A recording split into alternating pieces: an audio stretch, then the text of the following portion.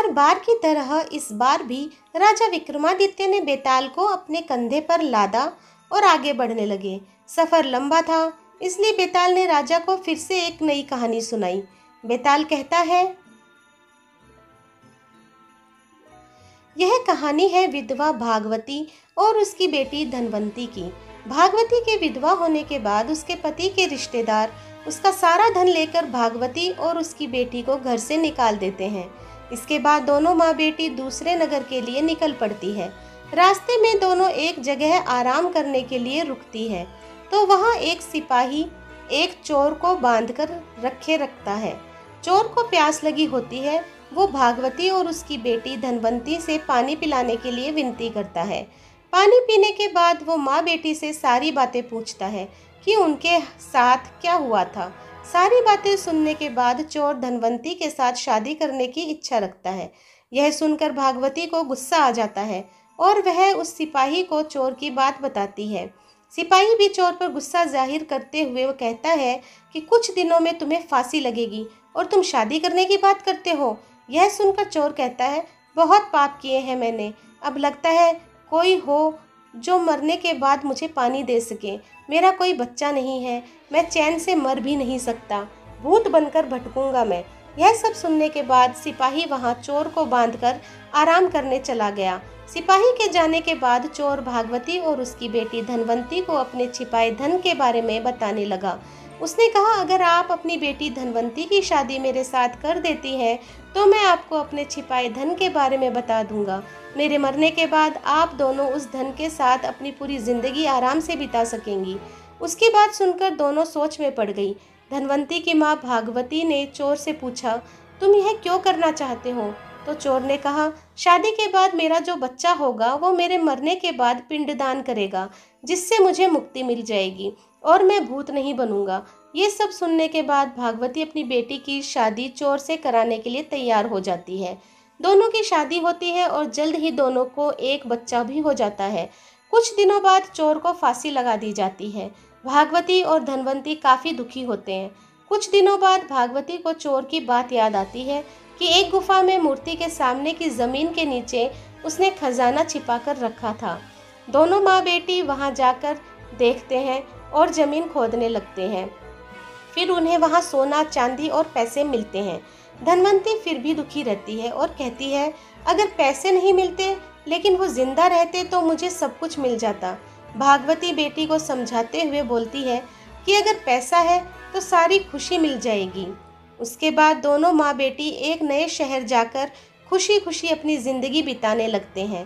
कुछ समय बाद भागवती की सहेलियाँ धनवंती की शादी कराने को लेकर पूछने लगती हैं। भागवती कहती है, मुझे अपनी बेटी की शादी तो करवानी है, लेकिन लड़का ऐसा होना चाहिए जो घर जमाई बनकर रहे।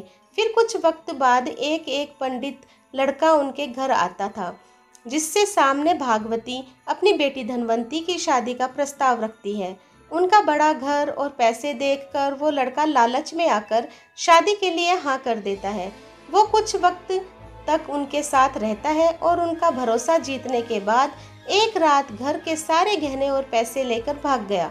इस दुख में धनवंती की माँ भगवती की मौत हो गई और धनवंती गरीब और अकेली हो गई। उसके बाद वो एक शहर में अपने बच्चे के साथ दूसरे शहर निकल पड़ी। समय बीतता गया और धनवंती किसी तरह अपना गुजारा करने लगी। धीरे धीरे धनवंती का बच्चा भी बड़ा होने लगा। एक दिन दोनों माँ बेटे रास्ते में भटक रहे थे कि इतने में उन दोनों की नज़र एक राजकुमार पर पड़ी, जिसके गले को एक अजगर ने जकड़ रखा था। धनवंती के बेटे ने उस अजगर को काफ़ी मुश्किलों के बाद राजकुमार के गले से निकाला, लेकिन अफसोस तब तक राजकुमार की मौत हो गई थी। इसी बीच राजकुमार के पिता, जो कि उस राज्य के राजा थे, वो वहां पहुंच गए। बेटे की मौत से वो काफ़ी दुखी हुए, लेकिन धनवंती के बेटे के साहस को देखते हुए राजा ने धनवंती के बेटे को गोद लेने का फैसला किया। धनवंती और उसका बेटा महाराज के यहाँ रहने लगे। धनवंती का बेटा देखते ही देखते राजमहल और राजा के सारे कार्यों को सीख गया और राजा के बेटे की जगह ले ली। राजा की उम्र बहुत ज़्यादा हो गई थी और कुछ समय बाद राजा की मौत हो गई। राजा के मरने से पहले धनवंती के बेटे को सारा राजपाट सौंप कर उसे राजा बना दिया। उसके बाद धनवंती ने अपने बेटे से कहा कि पिता की मौत के बाद बेटे को पिता का आत्मा की शांति के लिए श्राद्ध और पिंडदान करना होता है। यह बात सुन उसका बेटा अपनी माँ धनवंती के साथ पिंडदान करने निकल पड़ा। जब वो नदी के किनारे पहुंचा तो उसे 3 हाथ दिखाई दिए। इतनी कहानी सुनाने के बाद बेताल रुक गया और हर बार की तरह इस बार भी उसने राजा विक्रमादित्य से सवाल पूछा, बताओ राजन, उस लड़के के पिता कौन है? धनवंती का बेटा किस हाथ में पिंड देगा? इसमें एक हाथ चोर का है जिसके साथ धनवंती की शुरुआत में शादी हुई थी, दूसरा हाथ उस आदमी का है जिसने धन की लालच में धनवंती से विवाह किया था, और तीसरा हाथ उस राजा का जिसने धनवंती के बेटे को गोद लेकर अपने बेटे की तरह रखा था। विक्रमादित्य ने जवाब दिया, उस लड़के का पिता वो चोर है जिसने धनवंती से पूरे रीति रिवाज के साथ शादी की थी। दूसरे व्यक्ति ने लालच में धनवंती से शादी की थी और राजा ने बस अपना काम किया था। चोर की धनवंती का असली पति है और उसके बेटे का पिता है, क्योंकि उसने धनवंती के लिए बिना किसी स्वार्थ के मरने से पहले धन छोड़ा ताकि वो खुशी से आराम से जिंदगी बिता सके।